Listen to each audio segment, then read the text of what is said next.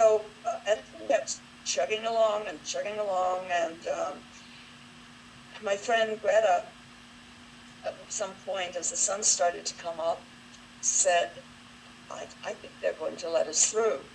And we were becoming increasingly optimistic as time went by, and we saw, since we didn't see any signs of them during the night, we thought, maybe, I don't know, maybe they're not going to attack us.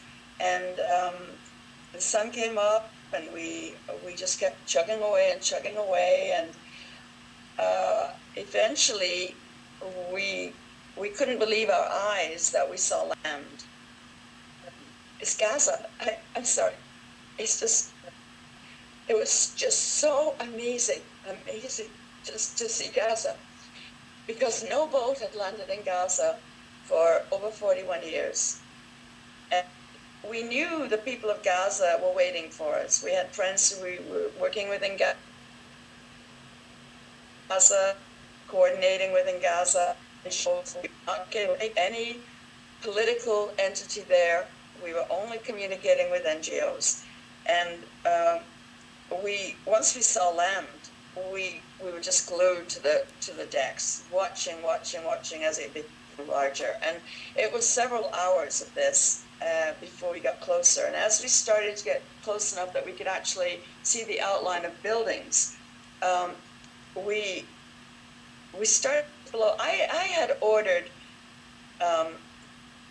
balloons. I had ordered 5,000 balloons that said "Free Palestine," and they had a dove. They were in 4 colors. There were black, green, white, and red. And we had a dove, a white dove, and "Free Palestine" written on them. And we were going to give them kids or something. We didn't quite know what we were going to do. We couldn't take helium on board. It was too dangerous. So we thought we would blow them up and float them, and if we didn't get to Gaza, our balloons would get to Gaza, and they would get to Israel. And again, we didn't know what we were doing, and we couldn't take helium, so we couldn't do that. But I looked over the side, and there was a little boat with 2 guys on it, a little tiny boat, waiting a flux. And then suddenly there were dozens. Oh, God. There were so many boats, and they were cheering and waving flags and we started to throw the balloons. We started to blow up the balloons and throw them in the water, and they were all diving off the boats and jumping in the water and picking up these balloons. And I was holding a Palestinian flag. Somebody grabbed it out of my hand. That was the end of that. And everywhere, these balloons flying and these cheering people, and they started to clamber on our boats. And I was a little bit nervous because, we didn't have much space on the boats. I was afraid that 2 things. Afraid they would get killed swimming next to the boat. We've been told to follow your these women on our boats and hugging us, and it was just absolute madness. And then there was a boat went by, and there was like a band of Palestinians playing with instruments, playing their instruments in this little boat to welcome us. And of course, we got closer and closer to the shore. And there were apparently 40,000 people waiting for us. The port there, they still managed to sail their little fishing boats. There were supposedly 40,000 people there, and it really looked like it. There were men and women and children, and screaming and just waving. It was the most amazing thing that I'd ever witnessed or experienced in my life. Our boat was just, there must have been, 300 people on our boat by the time we got there, and we only had about 25 passengers. And so as we got to the shore, they started to get us off the boat. They actually guided us off the boat, and they took us to a local hotel, and everything. We were celebrities. We were feted. We were fed. We were, wouldn't even charge us for the hotel. Everything was taken care of. And we did ask people.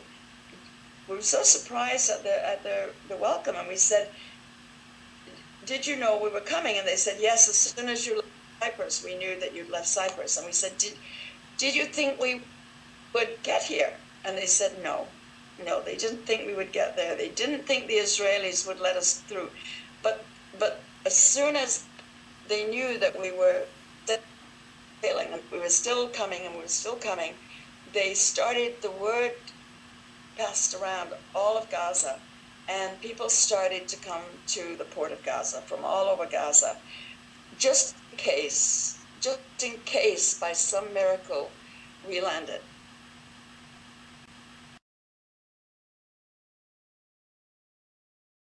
My most memorable moment is the day we arrived. That will be in my memory. That will be the happiest day of my life forever. The day we arrived, coming into the port, seeing tens of thousands of people welcoming us. It depends. It depends upon, like, a question that's been asked, or it depends upon the person. So sometimes I will first talk about how wonderful the Palestinian people are, how loving and kind and generous they are, how much they value and love their children, how much they just, I mean, I was a total stranger to them. I come from a totally different culture. I don't speak their language. I'm not Christian, I'm not Muslim, and yet they just welcomed me into their homes with open arms, trusted me with their children. It was just so amazing. So sometimes I'll share that, and sometimes I'll talk about the situation that they live under, the horrible conditions that they live under. That if Americans, I think many people in the world, if they lived under those conditions, they would react. I think at least Americans would react differently. They would go around being constantly angry and bitter and hateful, and the Palestinians are not. I'm not saying nobody is, but I'm saying the great majority of Palestinians are not hateful people. They're very loving and kind and generous. And it's really amazing considering the hard. I mean, if you can just imagine for yourself that you, from the time that you were born until however old you are right now, that the only freedom you have is to breathe. Just that.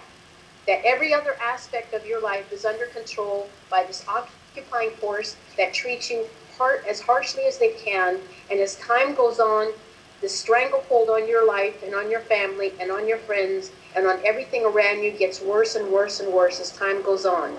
No matter all the peaceful resistance that you do, it's not even being recognized by anybody, and that all that's ever said about you in international media is that you're a terrorist, and yet all that you're trying to do is live your life. But you're going to resist this occupation. You're not going to bow down to it. You're not going to let them break you.